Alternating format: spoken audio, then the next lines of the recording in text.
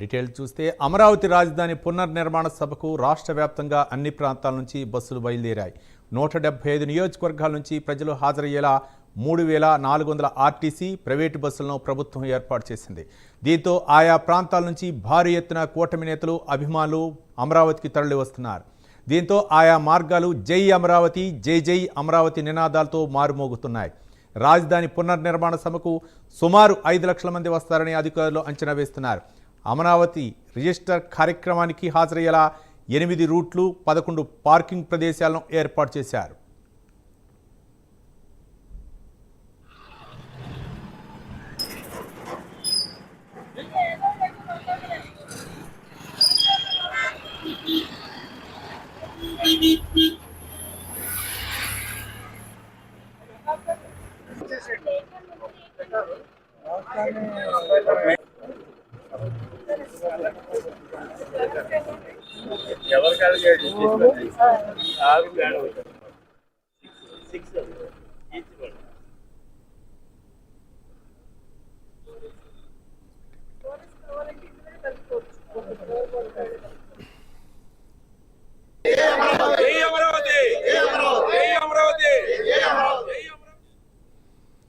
అమరావతి రాజధాని పునర్నిర్మాణ సభకు రాష్ట్ర వ్యాప్తంగా అన్ని ప్రాంతాల నుంచి బస్సులు బయలుదేరాయి.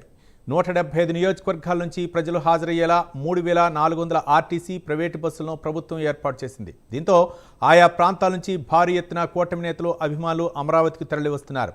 దీంతో ఆయా మార్గాలు జై అమరావతి, జై జై అమరావతి నినాదాలతో మారుమోగుతున్నాయి. రాజధాని పునర్నిర్మాణ పనులకు సుమారు దాదాపు 5 లక్షల మంది వస్తారని అంచనా వేస్తున్నారు. అమరావతి రిజిస్టార్ కార్యక్రమానికి హాజరయ్యేలా 8 రూట్లు, 11 పార్కింగ్ ప్రదేశాలను ఏర్పాటు చేశారు. దీనిపై పూర్తి సమాచారం మా కరెస్పాండెంట్ రవికృష్ణ అందిస్తారు. రవికృష్ణ. రవి, ఏదైతే అమరావతికి సంబంధించి అమరావతి పునర్నిర్మాణ కార్యక్రమానికి ఇవాళ ఆలంబన ప్రారంభమైనటువంటి ప్రక్రియలో మాత్రం పూర్తిగా కూడా ఏపీలో ఉన్నటువంటి 175 నియోజకవర్గాల నుంచి బస్సులు అయితే మాత్రం అమరావతి వైపే వస్తున్నట్లుగా కూడా కనపడుతుంది. ఎక్కడ చూసినా కూడా ఇసుక వేస్తే రాలంతగా కూడా జనం అంతా మాత్రం అమరావతికి తరలి వస్తున్న పరిస్థితి కనపడుతుంది. ప్రధానంగా కూడా మొత్తం 175 నియోజకవర్గాల నుంచి కూడా 3500 ఆర్టీసీ బస్సులను అయితే మాత్రం ఎంగేజ్ చేశారు.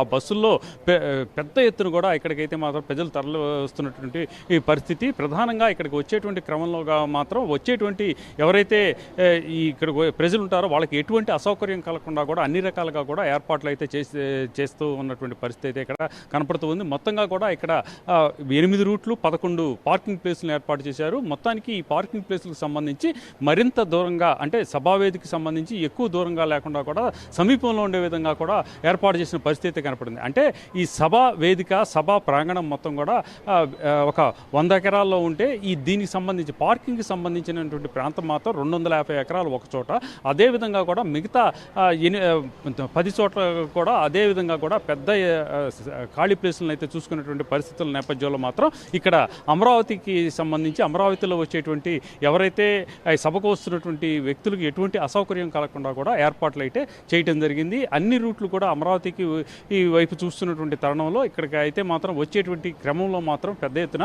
ఇక్కడైతే జై అమరావతి, జై జై అమరావతి అంటూ నినాదాలు అయితే మిన్నుముట్టుతున్నాయని కనపడుతున్నటువంటి పరిస్థితి అయితే ఉంది. ప్రధానంగా కూడా ఎప్పుడైతే ఈ కూటమి ప్రభుత్వం అధికారంలోకి వచ్చిందో, కూటమి ప్రభుత్వం అధికారంలోకి వచ్చిన తర్వాత మాత్రం అప్పటి వరకు ఉన్నటువంటి విధ్వంస పాలన జరిగింది అని చెప్పి పెద్ద ఎత్తున ఆరోపణలు అయితే ఉన్నాయి. ఎప్పుడైతే కూటమి ప్రభుత్వం అధికారంలోకి వచ్చిందో అప్పటి నుంచి వికాసం రాష్ట్రానికి సంబంధించి స్టార్ట్ అయినట్లుగా కూడా కనపడుతున్నటువంటి నేపథ్యంలో అమరావతికి సంబంధించి, రాజధానికి సంబంధించినటువంటి పనులైతే వేగవంతంగా జరుగుతున్నాయి. అదేవిధంగా కూడా అక్కడ ఏదైతే గత ప్రభుత్వంలో ఇవన్నీ కూడా ఇక్కడ ప్రభుత్వం ఏర్పాటు చేసినటువంటి బిల్డింగ్స్ కానివ్వండి, అదేవిధంగా ఇక్కడ ఏర్పాటు చేసినటువంటి ప్రభుత్వానికి సంబంధించిన బిల్డింగ్లు కానివ్వండి, ఐఏఎస్ ఐపీఎస్కి సంబంధించిన క్వార్టర్స్ కానీ మొత్తాన్ని కూడా శిథిలావస్థకు చేరినటువంటి నేపథ్యంలో వాటినన్నింటినీ కూడా వాటిని అయితే రెనోవేషన్ చేసినటువంటి పరిస్థితి. అలాగే ఇక్కడ ఉన్నటువంటి రోడ్లు అన్నింటినీ కూడా బాగు చేస్తున్నటువంటి పరిస్థితుల్లో ఇక కేంద్ర ప్రభుత్వం అయితే పూర్తి స్థాయిలో కూడా సహకరిస్తూ ఉన్నది. అలాగే ఈ రాజధాని నిర్మాణానికి అయితే పెద్ద ఎత్తున కూడా నిధులు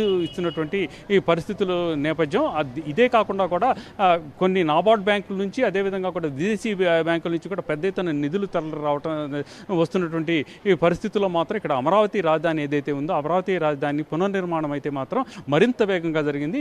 దీనికి సంబంధించి ప్రధానంగా అయితే మాత్రం ఈ రోజు జరిగేటువంటి ఈ పునర్నిర్మాణ కార్యక్రమానికి మాత్రం మోడీ హాజరు కావటం, అదేవిధంగా కూడా 50,000 కోట్ల రూపాయలైనటువంటి అభివృద్ధి పనులకి కొన్నింటిని శంకుస్థాపన చేయడం, మరికొన్నింటిని ప్రారంభోత్సవం చేయడంతో మొత్తంగా కూడా ఏపీలో ఉన్న ప్రజలందరూ కూడా ఆనందాన్ని వ్యక్తం చేస్తూ ఉన్నారు. అదేవిధంగా కూడా అమరావతిలో జరిగేటువంటి ఈ ఏదైతే ఈ సభ ఉందో, ఈ సభ ద్వారా మోడీ ప్రసంగం ఏ విధంగా ఉండబోతుంది, మరింతగా కూడా అమరావతికి ఆయనైతే మాత్రం వరాలు కురిపిస్తారనే ఉద్దేశంతో అయితే మాత్రం ఇక్కడికి వచ్చినటువంటి ఎవరైతే ప్రజలు ఉన్నారో వాళ్ళైతే మాత్రం ఆశావాహక దృక్పథంతో అయితే ఉన్నారు. అదేవిధంగా కూడా ఇక్కడ ఉన్నటువంటి రాజకీయ నాయకులు కానివ్వండి, వివిధ పార్టీలకు సంబంధించి ప్రధానంగా కూడా జనసేన కానివ్వండి, అలాగే ఇక బీజేపీకి సంబంధించి, టీడీపీకి సంబంధించిన నాయకులు అయితే మాత్రం పెద్ద ఎత్తున కూడా ఈ సభకి సంబంధించి సక్సెస్ అయ్యేందుకు, అదేవిధంగా కూడా ఇక్కడ ఏర్పాట్లకు సంబంధించిన వాటిలో మాట తలమునకలైనటువంటి పరిస్థితి అయితే కనపడింది.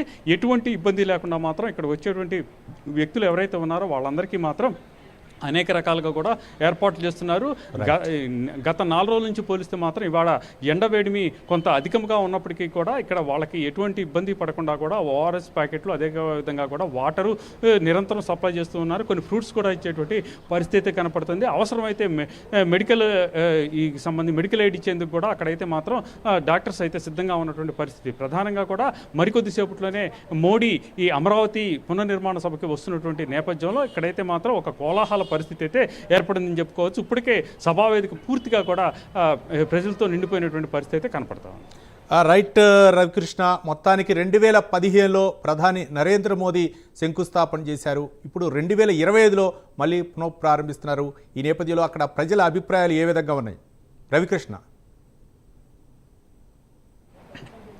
అంటే ప్రజలైతే మాత్రం చాలా ఆనందాన్ని వ్యక్తం చేస్తూ ఉన్నారు. గత 5 ఏళ్ల పాటు మాత్రం రాజధాని ప్రాంతానికి సంబంధించి అమరావతిని ఏకైక రాజధాని అంటూ గతంలో 2014లో ప్రకటన చేసినప్పటికీ కూడా ఎప్పుడైతే 2019లో ఈ వైసీపీ ప్రభుత్వం వచ్చిందో వాళ్ళైతే మాత్రం 3 రాజధానులు అనేటువంటి అంశాన్ని తెర మీదకు తెచ్చినటువంటి నేపథ్యం. ఆ తర్వాత ఏదైతే అమరావతి ఉందో అమరావతిని పూర్తి స్థాయిలో కూడా వదిలివేసినటువంటి పరిస్థితి, ఒక శిథిలావస్థకు చేరుకున్నటువంటి పరిస్థితుల్లో అక్కడ ఉన్నటువంటి ఎవరైతే రాజధానికి సంబంధించినటువంటి రైతులు ఎవరైతే ఉన్నారో వాళ్ళైతే మాత్రం రాజధాని నిర్మాణం కోసమని పెద్ద ఎత్తున కూడా భూములు ఇచ్చారు. వాళ్ళు దాన్ని కేవలం ప్రభుత్వానికి ఏంటంటే పుల్లింగ్లో ఇచ్చినటువంటి పరిస్థితి. వాళ్ళు ఎటువంటి డబ్బు కూడా ప్రజల దగ్గర ఈ ప్రభుత్వం నుంచి తీసుకోకుండా వాళ్ళు భాగస్వాములు అయ్యేందుకు సిద్ధపడి ఆ భూములు ఇచ్చినటువంటి క్రమంలో ఆ భూములు తీసుకున్నటువంటి భూములన్నీ కూడా గత ప్రభుత్వం అయితే బీడు పెట్టింది. అక్కడైతే అభివృద్ధి జరుగుతుంది, తమకి మంచి జరుగుతుంది అని అక్కడ ఉన్నటువంటి ప్రజలైతే భావించారు. కానీ దానికి రివర్స్లో అక్కడ ఉన్నటువంటి భూములన్నీ కూడా సారవంతమైన భూములు, 3 పంటలు పండేటువంటి భూములు మొత్తాన్ని కూడా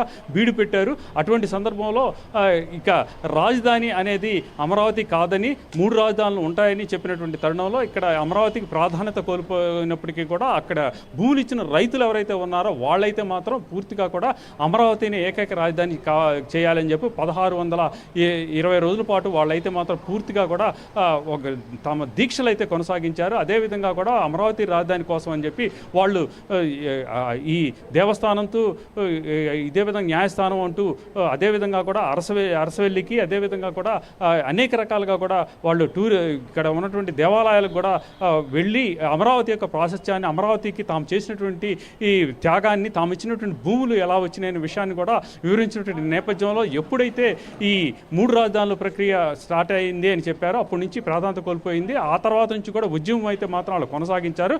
వాళ్ళ కోరిక మేరకు ఇక్కడ ఏదైతే ఈ ప్రభుత్వం మారి టీడీపీకి ఉమ్మడి ప్రభుత్వం, ఉమ్మడి కూటమి ప్రభుత్వం అధికారంలోకి వచ్చిందో, అధికారంలోకి వచ్చిన తర్వాత మాత్రం వాళ్ళైతే ఊపిరి పీల్చుకున్నారు. అదేవిధంగా కూడా కూటమి ప్రభుత్వం అధికారంలోకి వచ్చిన తర్వాత ఇక్కడైతే మాత్రం జంగిల్ క్లియరెన్స్ చేశారు. అదేవిధంగా ఇక్కడ ఉన్నటువంటి ఏదైతే భవనాలు ఉన్నాయో ఆ భవనాలని రీకన్స్ట్రక్షన్ చేస్తున్నటువంటి పరిస్థితి, అభివృద్ధికి వేగవంతంగా కూడా చేస్తున్నటువంటి క్రమం. హైకోర్టు అలాగే ఈ సెక్రటేరియట్కి సంబంధించి అవి కూడా శాశ్వత నిర్మాణాలకు సంబంధించిన భవనాలు నిర్మించేందుకు కూడా సిద్ధమైనటువంటి పరిస్థితుల్లో మాత్రం వాళ్ళైతే చాలా ఆనందాన్ని వ్యక్తం చేస్తూ ఉన్నారు. అలాగే ఈ మరికొంత వేగంగా కనుక కేంద్రం నుంచి మరిన్ని నిధులు కనుక వచ్చినట్టయితే ఇంకా అభివృద్ధి అనేది బ్రహ్మాండంగా జరుగుతుంది. చంద్రబాబు నాయుడు నాయకత్వంలో పవన్ కళ్యాణ్ మార్గదర్శకత్వంలో మాత్రం అభివృద్ధి మరింతగా జరిగేటువంటి అవకాశం ఉందని అయితే మాత్రం ప్రజలైతే మాత్రం చెబుతున్నటువంటి పరిస్థితి. ఈ నేపథ్యంలోనే ఈరోజు జరుగుతున్నటువంటి సభ ఏదైతే ఉందో మోడీ సభ, అదైతే మాత్రం పూర్తిగా కూడా ఒక ఉత్సాహభరితమైనటువంటి వాతావరణంలో కొనసాగుతుందని చెప్పుకోవచ్చు. Right, thank you Ravikrishna.